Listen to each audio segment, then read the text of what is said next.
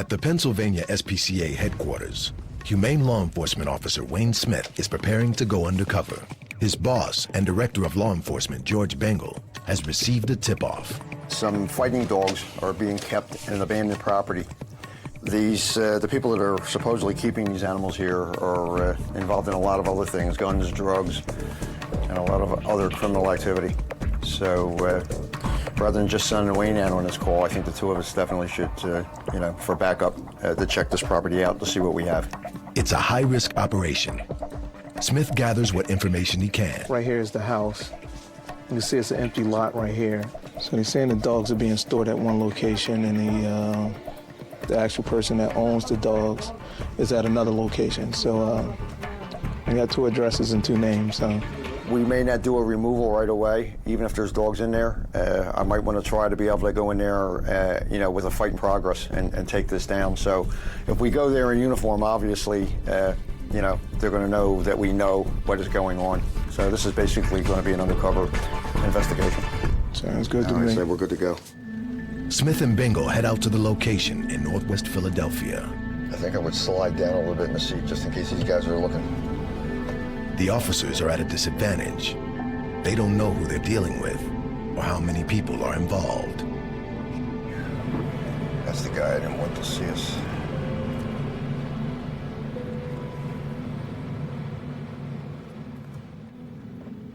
They drive to an area out of sight of the neighbors, where a documentary crew that is traveling with them carefully kits Smith out with a hidden microphone.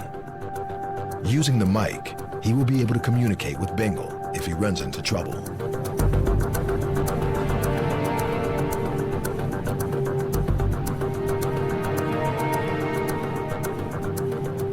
Look, come here. Right where the slat is out of that thing, right? That's the pathway that walks all the way through there. So you can go right by there, just like you're passing through. Just pop an eye, see what you can see. Okay, how many dogs are back there, if they're scarred or whatever, or what it looks like. Smith's task is to scope out the abandoned property to see where the reported fighting dogs are being kept.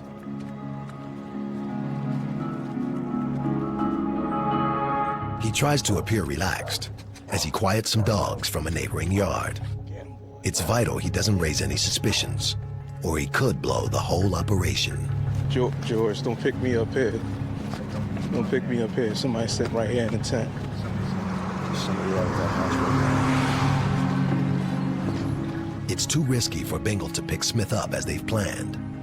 He drives around the block until it's safer for them to meet. When you see me, you're walking right toward me. Smith fills him in on what he's seen. They got a padlock on that door. That look abandoned from the back, that property? I couldn't really tell. They had shade and stuff in the window, but that's no way to tell. But it was trash. The yard was trash, though. Is there any way to get to the back of this property at all? Other than that? It's an alley, but it's so overgrown, you can only go about halfway. Bengal and his team take every report of dogfighting very seriously. But Smith hasn't seen any dogs or any other information that corroborates the tip-off. They decide to head back to the shelter. Until we find out exactly what we're looking at here and what we have,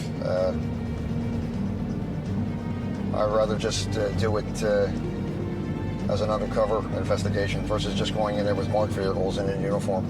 They will continue to investigate until they're satisfied that nothing is going on. This case here is definitely not over. Back at the Pennsylvania SPCA, Officer Betty Sorrell has arrived with a large dog she has just rescued from a backyard. This is Bruno. It's an emergency case, and Dr. Rachel Lee has been called to help. I think he's being calm right now because he's sick. Certainly skinny. Initially, I thought it was dead. It was so lethargic. As well as being extremely thin, the 8-year-old Mastiff has a host of other problems. You can see he's emaciated. He's real dehydrated. You can see that its ears have been chopped off by someone who is not licensed to do so. They never, ever cut him down this short. So, I mean, I didn't speak with the actual dog owner, but somebody that lived in the house. She insisted that they fed it, but I don't think this dog's ever seen a vet. Ready? Let's see how much you weigh. Oh. Sorrell and Lee take Bruno to the examination room to be weighed, with the help of veterinary technician Angela Messer. Weigh 82.5 pounds. The problem is, should probably weigh more in the range of 100 to 115 pounds. So he's really, really skinny. This looks really fresh, these ear wounds. Despite his huge size, Bruno is placid and cooperative as Lee examines him. He's been a really good dog, so that's nice. And hopefully this is, you know, really how he is, and he's not just feeling really bad right now. So he's quite warm right now, 104.9, which is really high. That might be due to the pressure. Sorrel documents each of Bruno's conditions as Lee turns her attention to the large lumps on Bruno's hocks. So this was probably originally a pressure sore. He's got one on the other side as well. But eventually, if you cause enough damage to the area, it creates an abscess, basically, which is a pocket of bacterial infection. It's probably fairly uncomfortable. It may or may not be contributing to his fever at this point. He's in bad shape, but what puts me over the edge is the ear docking thing. Oh, yeah. Like that, it's one of my pet peeves, and especially when it's done by some jerk with a pair of scissors, and the dog is this old. I mean, who does that? What's wrong with people? Messer and Lee take Bruno for a cool bath to help lower his temperature. All you feel is his spine and his hip bones. This dog obviously wasn't properly taken care of. It's a shame. Betty saved your life. Messer hopes, as well as reducing his fever, the cool water will help to raise his spirits. Oh my goodness. You're so good. Does this feel good for you? If you look at that face, I think that says it all. You know, you're good. Bruno is clearly suffering. At over 8 years old, he's an elderly dog, and Lee is concerned it will take him some time to recover from the effects of his long-term neglect. Unfortunately, you know, we do see this a lot, and this would have been very easily prevented and treated. And in this case, he certainly has had those wounds on his hocks for a long time. They are probably quite painful to him. And I think we're also seeing some systemic signs of infection that has been brewing for a long time. He just wants to be pet. It's sad that that's all he wants me to do is pet him. I know. For the next few weeks, Bruno's home will be in the shelter's rehab center. Lee wants to give him time to acclimatize to his new surroundings before they start to treat him. In the meantime, they place him on a catheter to help rehydrate him. Hopefully he'll just snooze the morning away, and we can get his temperature down a little bit. He's on fluids right now. He's had some antibiotics, and then the plan would be, hopefully if he's doing well, tomorrow to really sedate him and clean out all of his wounds and have a good look in his ears and things like that. But for now, we just want him to settle in. Here, Bruno will be well cared for, but only time will tell whether help has come too late for this gentle giant.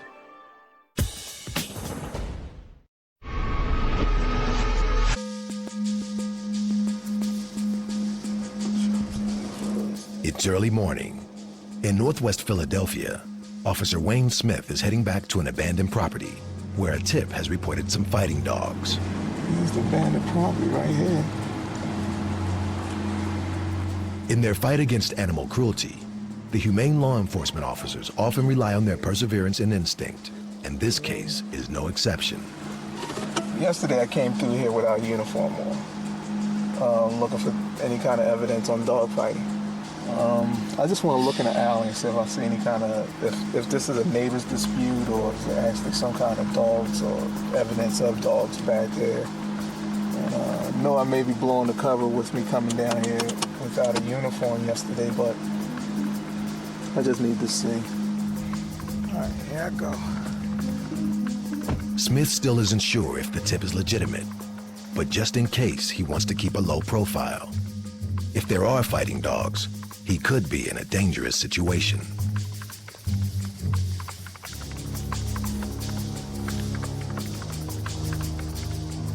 Oh my goodness.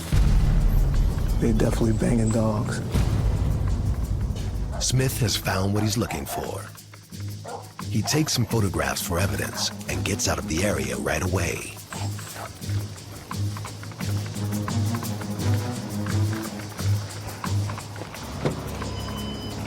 Yeah, they definitely banging dog.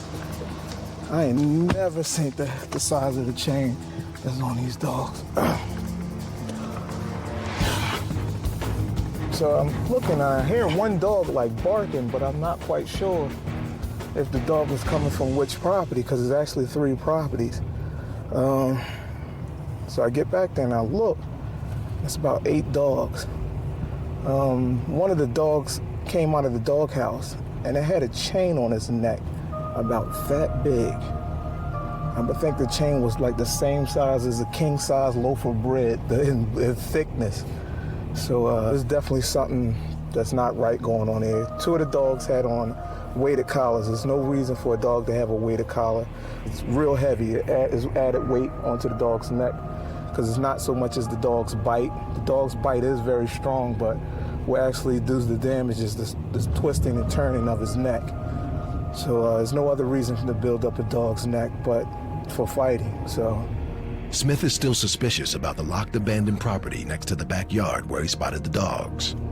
I don't know. I don't know what's inside the house. They could be fighting inside the house, holding the dogs there in the backyard, and then fight the dogs inside the abandoned property. I don't know what's going on, but that's what I need to talk to George for, to find out if we need more investigation work or do we just shut them down from what we got now. There's definitely evidence of fighting going on there.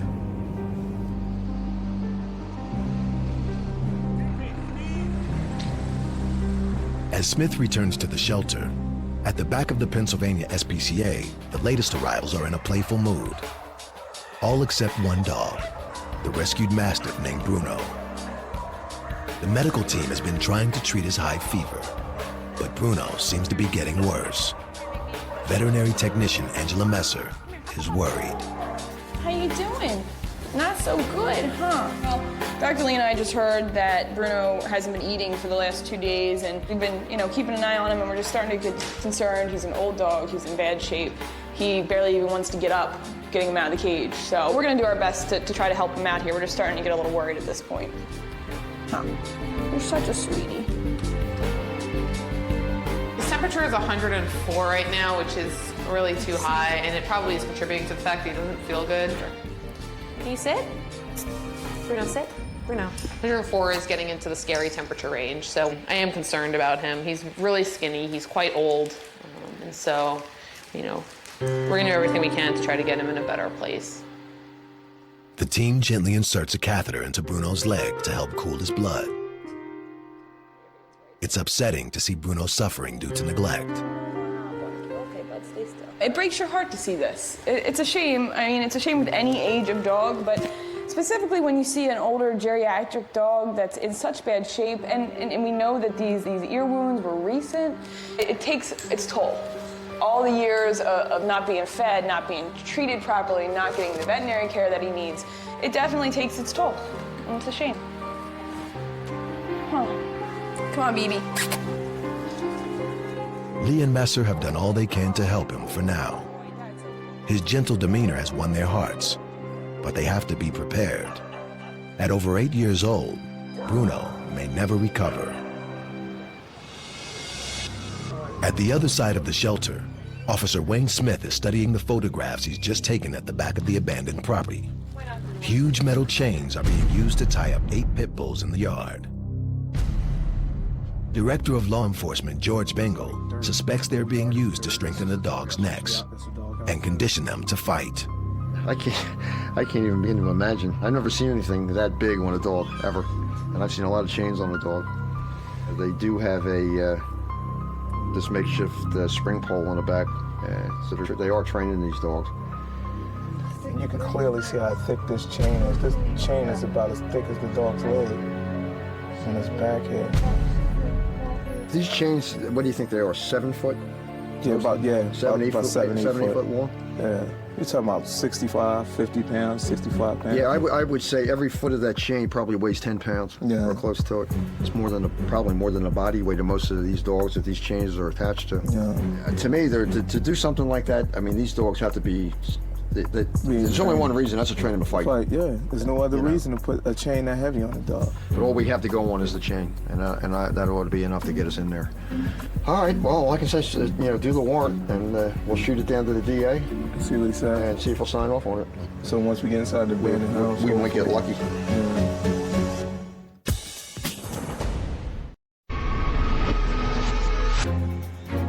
At the Pennsylvania SPCA, Officer Wayne Smith is preparing to serve a search warrant. always expecting trouble. If you're always expecting it, it won't be a surprise to you. I'm serving a search warrant. I need a Pit bulls with huge chains are being kept in 2 backyards behind a house and an abandoned property. Smith suspects the dogs are being trained to fight. He calls the police to request backup at the scene. Usually if people fighting dogs, they're usually unsavory people, so. Smith's teammates and police from the Philadelphia 14th District meet him at the scene. Director of Law Enforcement George Bengal briefs them before they get ready to enter the first property. SPCA search warrant. A 15-year-old answers the door. Smith questions her as the others head into the backyard where some of the dogs are being kept. 8 pit bulls are spread over 2 yards behind the house and the neighboring abandoned property. The officers approach them with caution, while trainee agent Juan Martinez photographs the scene for evidence. Up close, the size of the chains is even more shocking.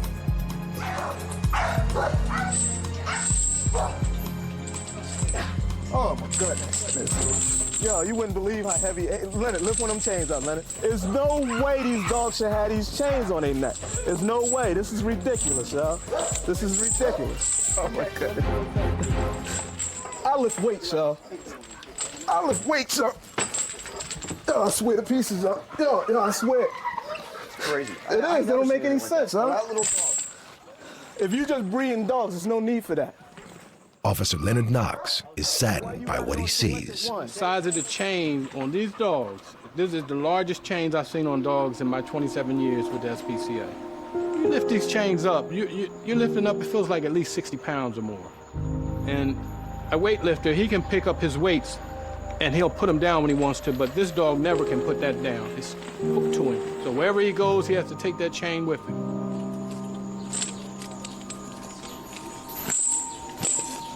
If the officer's suspicions are right, and the dogs are being trained to fight, the heavy chains are only the beginning of the misery that lay in store for them.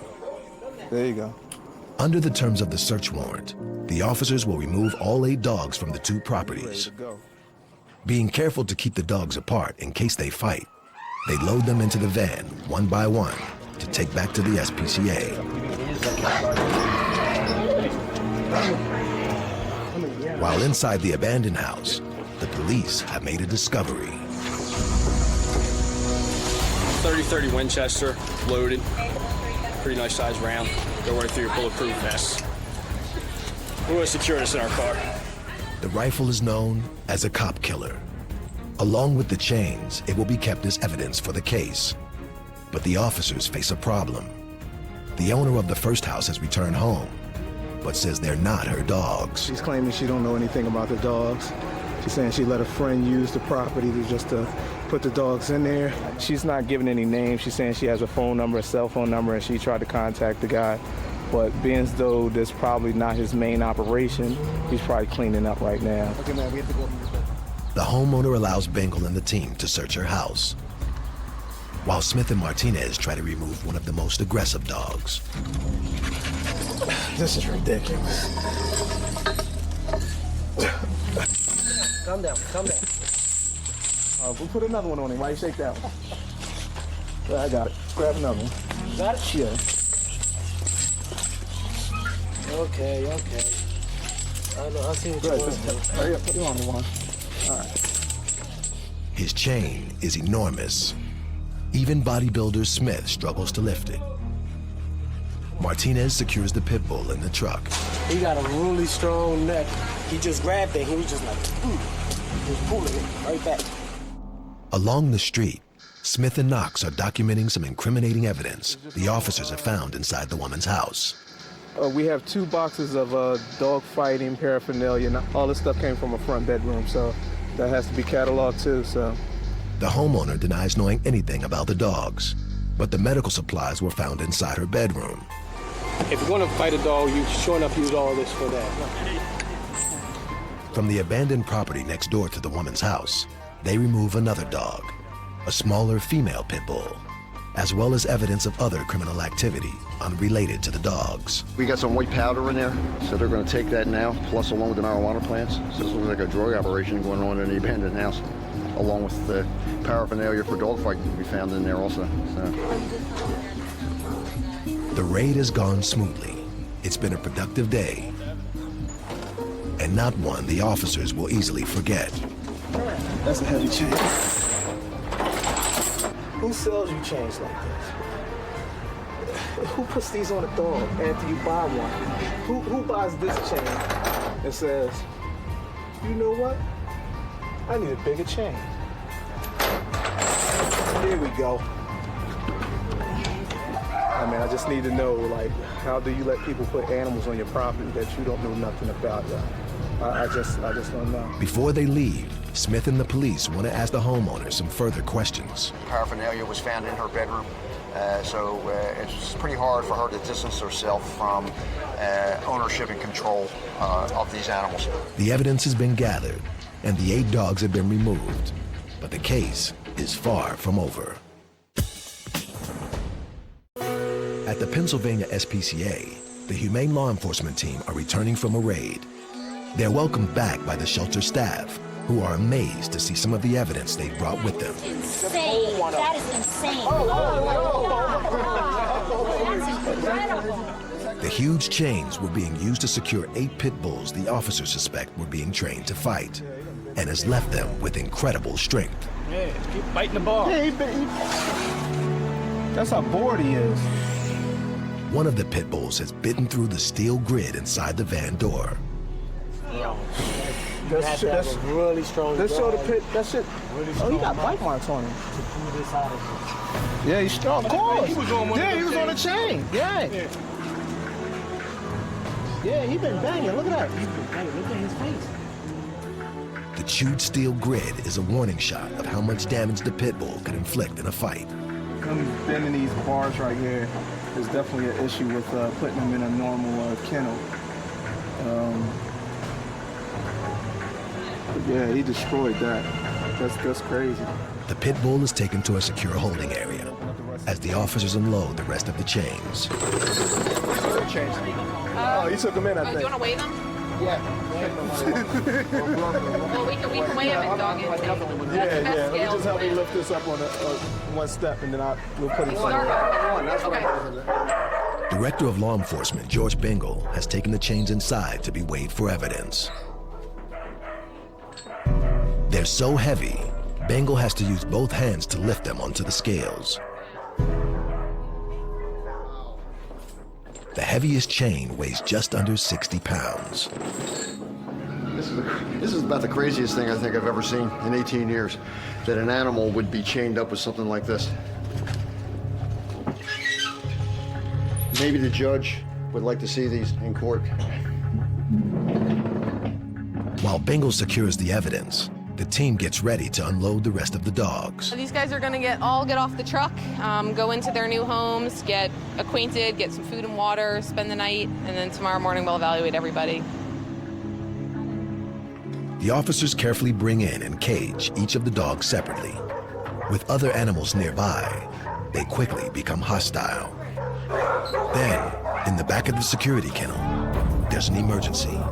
One of the pit bulls has broken the cage door in a frenzied attack. Smith shouts at the dog to try to distract him. He's definitely a problem, yo. He actually, I guess by him being so strong, he actually pulled the divider of the 2 kennels. He actually pulled it apart. Yeah, it's the same one that destroyed the truck. You can't put him next to no other dogs. You can't be around no other dogs. Face is bloody too. If you look at the divider, it's pulled open. Fighting dogs are conditioned so their pain tolerance is high. In the heat of an attack, they can fight to the death. This dog is extremely aggressive. to other dogs, not to people obviously, but we put him in a cage in security and he actually proceeded to try to chew his way through it, which is why he's all bloody now. So we have no place, obviously this is a kennel situation, we have no place we can possibly keep this dog where he's not going to be near other dogs, and this is extremely dangerous to him. He could really hurt himself trying to chew through the chain link or through the plastic that separates them. So I'm going to go ahead and humanely euthanize him. I'm going to sedate him first and then humanely euthanize him. It's best for him, it's safest for him, and he's out of control. It's tragic, but they have no alternative. The dog has paid the ultimate price for being bred to fight.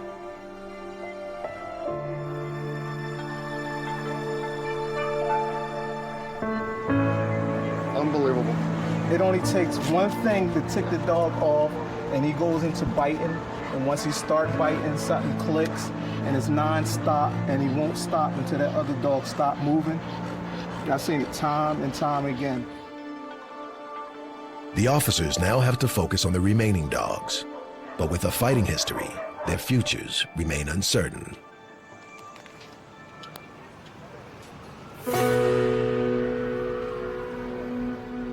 As the evening draws in, the agents head for home. It's the end of a long day, but in downtown Philadelphia, one officer is still hard at work.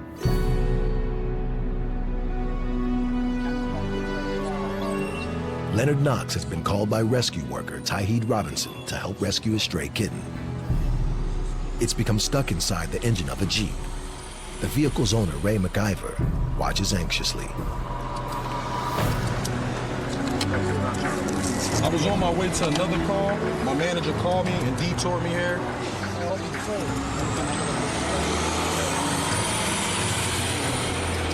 He's between the engine and the firewall of the car. And it's kind of tight here. The kitten is frightened. Although Knox is trying to help him, he's refusing to cooperate. That helps?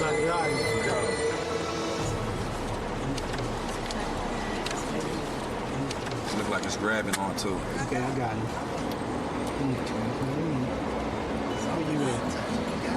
Yeah.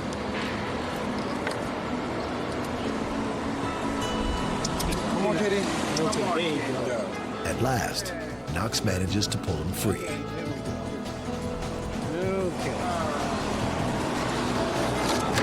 Okay, that's good. It took over an hour, basically almost 3 hours, but we got it, so it's the good thing that matters. McIver is glad the kitten is safely out. Once we start reaching, he wedged himself further, which made me have to take the cover off the engine. So once we got the cover off the engine, he was stuck so tight, we had to go extra measures to get him out. So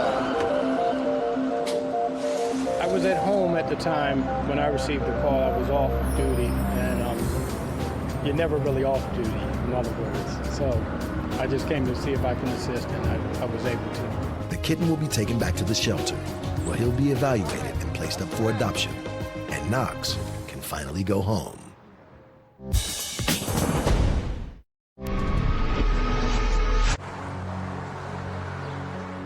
Each day, the Pennsylvania SPCA receives new victims of animal cruelty. The latest arrivals include a group of pit bulls found in 2 backyards, tied to thick metal chains that were being used to strengthen their necks to help them fight. Humane law enforcement officers seized the 8 dogs, including one small female pit bull. She's been named Lisa. Today, she's being evaluated by Dr. Rachel Lee. This dog is not nearly as muscular as the others. She's also significantly thinner than the other dogs. It's not surprising. She was a breeding dog most likely, so she was never trained to fight. So she's never built up that muscle mass. That kind of muscle mass is uncommon. It needs to be they need exercise and training to get that kind of muscle mass. She doesn't have any scars that are compatible with fighting necessarily, or having been attacked by other dogs. She's skinny, she's very small, she's very timid, and she was most likely just a breeding dog in the part of the operation. One of the pit bulls rescued with Lisa was so aggressive it had become a danger to itself. If you look at the divider, it's pulled open. The medical team thoroughly evaluated each of the other dogs, but sadly, 6 of them were unable to be rehabilitated. Their greatest hopes now rest on Lisa.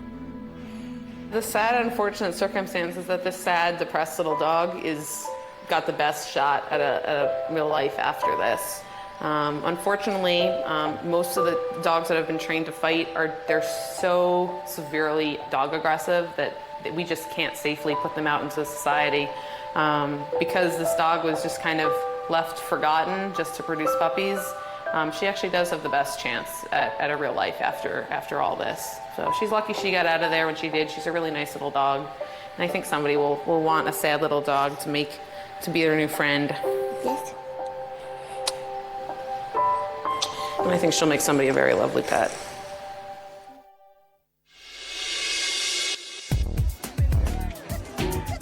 The Pennsylvania SPCA is a nonprofit organization that relies on public donations to help fund all aspects of its work, from rescues through to adoption. It also relies on the public to provide new homes for pets needing a second chance in life.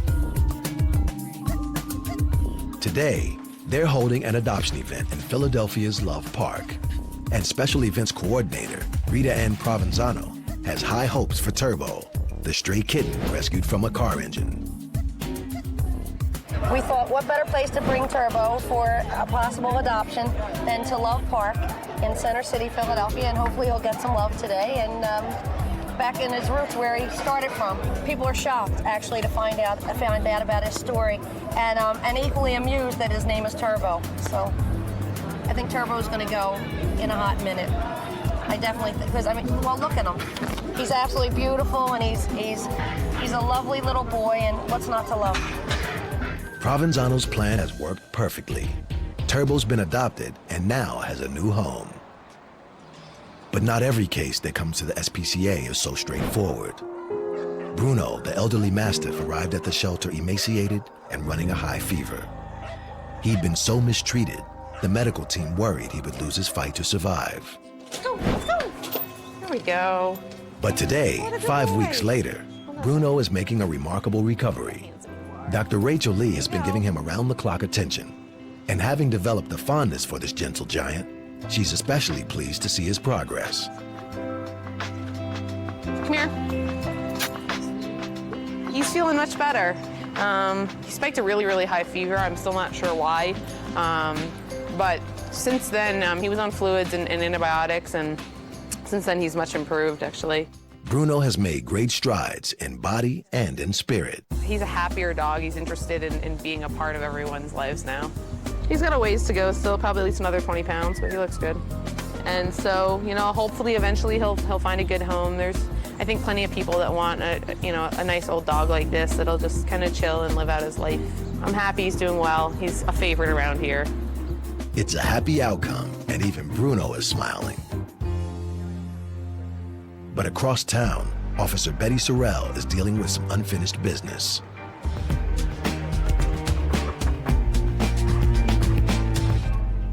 Bruno was signed over to Sorrell by a young woman who says he belonged to a male friend. So far, she has failed to tell Sorrell his whereabouts. Do you live here? No, my daughter lives here. What's wrong? Your daughter surrendered a dog to me a couple of weeks ago. The dog was in really, really bad shape. She said that the dog wasn't hers. If that's the truth, we need to talk to him. The problem is, if I can't get him, I'm gonna have to cite your daughter. I'll tell her. Okay? Yes. Have him call me. It's really important. She kind of reaffirmed that the dog didn't belong to her daughter, and she said she's gonna have somebody get in touch with me. Otherwise, I'm gonna have to come back out here again. For now, Sorrell is at a dead end. She heads back to the shelter. I'm sure that they know that what they did was very wrong and that they could be in trouble for it. And I imagine that they're aware that that might be coming, so probably hiding out a little bit. It can take months, even years, to track a person down, and some cases never get resolved. But Sorrell will try her hardest to get justice for Bruno.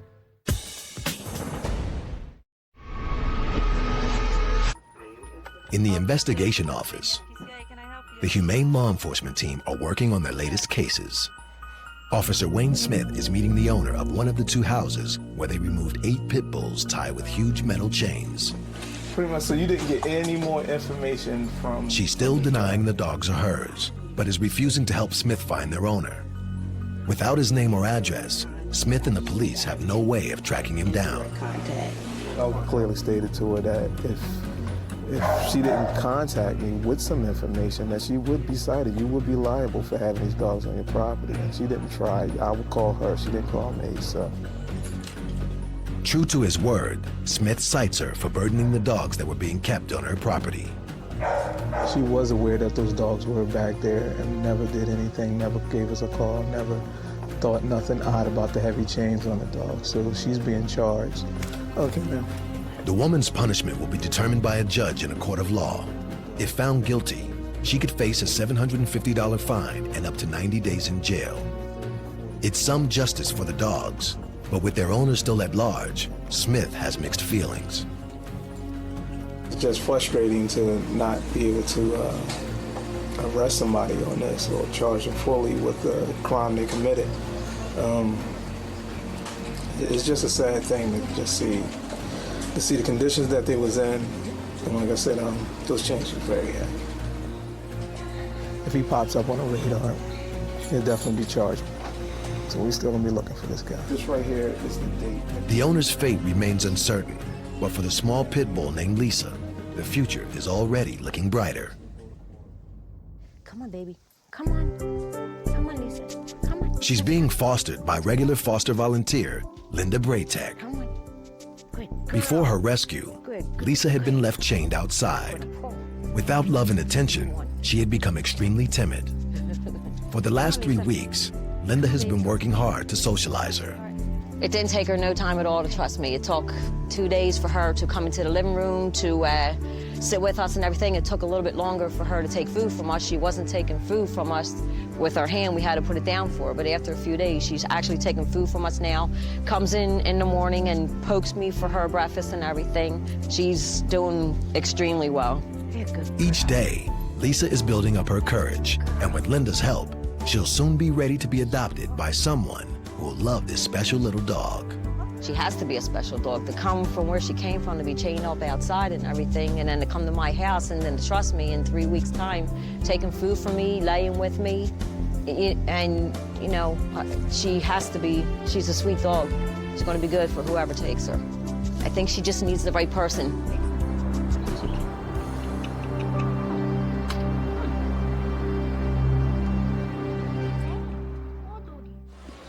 Back at the Pennsylvania SPCA, Officer Betty Sorrell has been working on the case of the Mastiff named Bruno.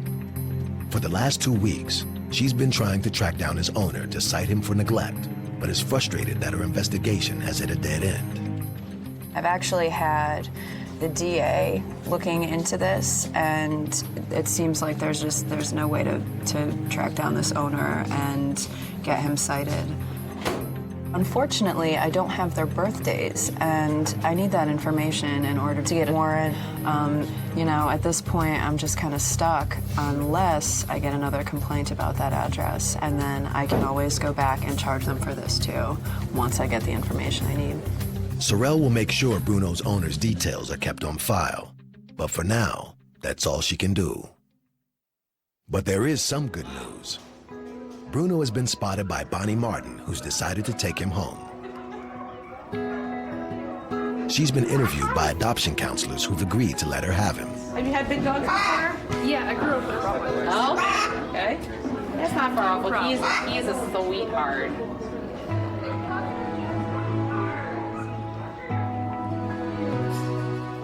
It looks like they've already made friends. But before they leave, Sorrell and Dr. Rachel Lee have come to say goodbye. Look at how happy he is. He's such a success story. I mean, you couldn't tell about his personality when we brought him in because he was half dead. And he just turns out to have, I really think he's like the reincarnation of a blues singer from New Orleans or something. Like, that's how he acts, and he sings when he's lonely. He does. It actually brought a tear to my eye when I found out that Bruno had found himself a good family. He deserves it, and it does make it all worthwhile. I can't wait to get him home. I'm so excited that, first of all, you rescued him, and then that we get to take him home, because he's so sweet. So I just can't believe that somebody would leave a dog in that condition. It's just not right. So hopefully we can make it right. We can make it close. It's your lucky day, kiddo.